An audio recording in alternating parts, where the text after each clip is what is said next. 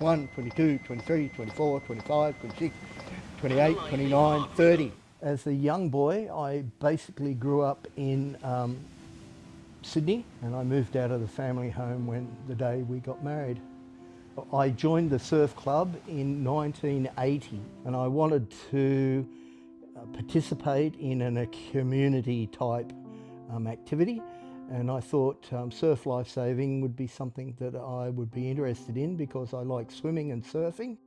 The surf club in those days was an older building which was falling to bits, and I still remember whenever you turned the tap on or off down below, you get an electric shock.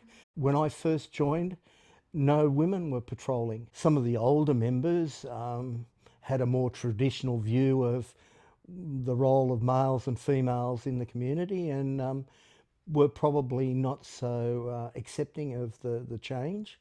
But from my point of view, having women join the surf club made the place a lot better. And I remember vividly the first fellow I did CPR on was an older man right at the very northern end of Womberall Beach. I was there, and there were a group of people standing around looking at this man who'd collapsed on the beach. And everyone just stood around when I arrived and was just looking at him. And I rolled him on his side and emptied out his mouth, and it dripped out, and I remember that vividly. Cleaned out his mouth, and then I rolled him back and I put in that first puff of air. Then my 30 compressions, 2 breaths, 30 compressions, 2 breaths, 30 compressions. I said to a friend that was with me, take hold of the man's wife and hold on to her. And finally the ambulance man said to me, how long before you started on him? And I said, I don't know. And he said, you can stop now.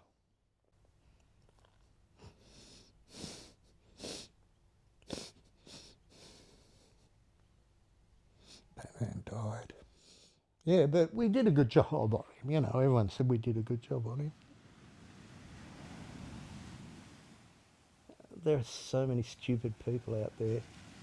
Well, how many people would lose their lives if there weren't lifesavers on the beach?